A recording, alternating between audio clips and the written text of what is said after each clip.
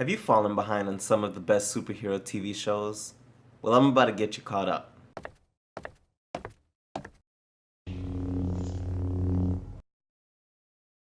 Hey fellow fans, I'm Brian from BMA Comics Con. Last week Flash came back. I know you guys had to hear how great that show is. And well, since you guys are still checking out my SuperGirl Season 1 recap, I thought I'd do another recap to get you up to speed on these TV shows. First, I do want to say thank you to those of you who watched that video and this one. I really appreciate you spending your time with me, and if you haven't seen that video, you can click on the card right now to go check it out first, then come back here. Okay, so here's what we're going to do in this video.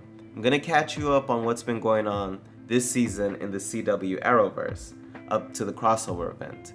Then, later this weekend we can talk about the crossover, then talk about what happened after the crossover so you'll be caught up to dive in and watch the shows when they air.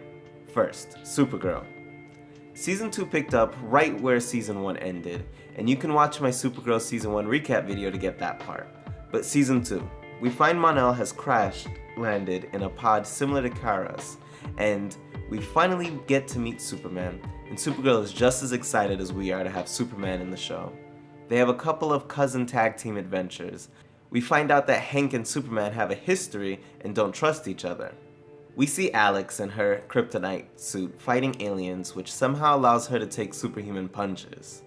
Then we learn that she finally makes time to have a life for herself when she meets a female detective who is very similar to her except for she has a girlfriend. Through Alex's new friend, Detective Maggie Sawyer, she learns about a hiding place for aliens where we meet Miss Martian.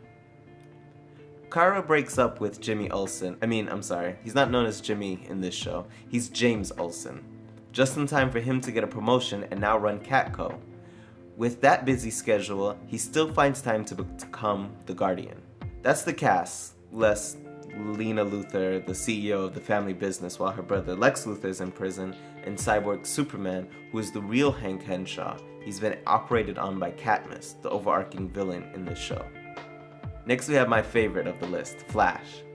And it began with Flashpoint, which is where Barry went back in time to save his mother, and he ends up in an alternate world where he has the Reverse Flash locked up, Joe's an alcoholic, and Iris helps her brother Kid Flash be a superhero until he is killed by the Rival. After Barry defeats Rival, he frees Reverse Flash to go kill his mother and reset the timeline. Only this timeline isn't perfectly reset, and Barry is told he cannot keep going back in time, so he'll have to deal with the repercussions. But, on the bright side, Barry and Iris are finally together. Cisco has his vibe powers, but he's mad at Barry because in this timeline, Cisco's brother is dead and Barry is to blame, either because he won't undo it, and later because he is the one who set this timeline. Caitlin is a metahuman now, and she's becoming Killer Frost, but has decided to keep it a secret. Harrison Wells and his daughter Jessie return to Earth-1 to test out Jessie's new super speed, and yell at Barry for messing with the timeline. But, after Jessie and Wally flirt a while, Wells and Jessie leave back to Earth-2, leaving Wally to miss his girl and wish he had super speed, just like her. Before Wells leaves, he recruits a new Wells from the multiverse to replace him. This way they always have a Harrison Wells on the team. Only thing is, the one that they get goes by HR and isn't a scientist. He's an idea man.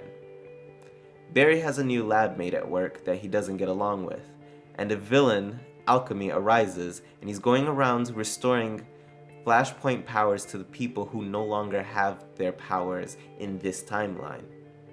HR brings with him from Earth-19 basically the Men in Black flashy light thing, but this time it has the ability to change his face so he can have a new identity.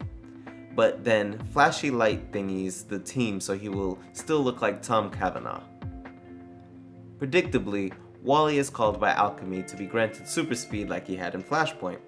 Wally gets caught by Alchemy and Barry is there, but Barry doesn't get to stop Alchemy because Savitar appears, and he owns Barry in every way. Barry is only saved because Cisco vibes Caitlin to the other side of town where Barry was drugged to and freezes the invisible Savitar. With this exhibit of her powers, Caitlin is converting to Killer Frost, and her tongue is sharper than her icicles. she tells Barry off about all of the friends and family that he has failed and let die. But they are able to get Killer Frost to remember that she is still Caitlin on the inside, only after she kidnapped Julian. Now, he bargains with Barry to keep his secret of Caitlin by blackmailing Barry to quit his job.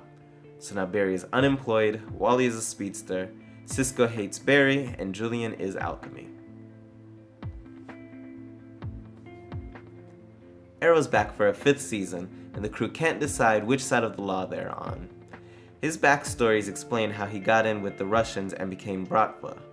In the current time post-Flashpoint, John Diggle is a fugitive and his daughter is now a 2-year-old son. Oliver is mayor by day and hooded vigilante by night. Now that Damon Dark is no longer a threat, Oliver must defeat Tobias Church. In order to do so, Oliver assembles a new team, but one member of the team is caught and tortured till he reveals that Oliver is Green Arrow. Besides having to deal with Tobias, there is a hooded archer named Prometheus lurking in the shadows. He eventually kills Tobias for failing to leave Green Arrow alone. Prometheus is believed to be a cop, which doesn't narrow anything down because most of them are dirty. But Felicity is dating a cop that is loyal to Oliver, and he likes that she works with the Green Arrow, so it's likely him. But that's not his only surprise. He has a spy on the Arrow team.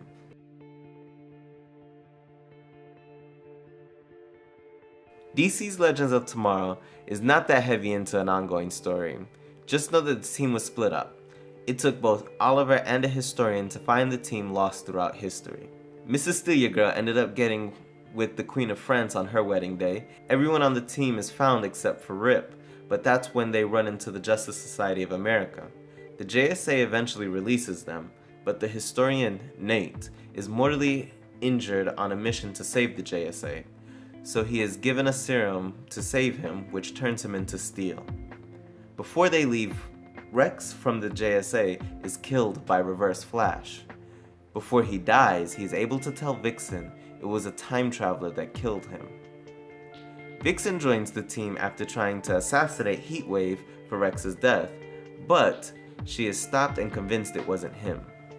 Stein and Jax find a secret room in the Wave Rider where they see a secret message from Barry Allen of the future, which they keep to themselves. And we're left to wonder if it has anything to do with the fact that Reverse Flash and Damien Dark are working together. Lastly, the team ends up in the Old West and meet up with Jonah Hex again to fight Quentin Turnbull. Well, this should get you all set up for the crossover event. Please let me know if there are any questions or if you have any other information you think should be added down in the comments below.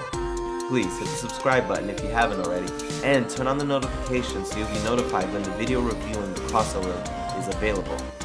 Thanks for watching. Until next time.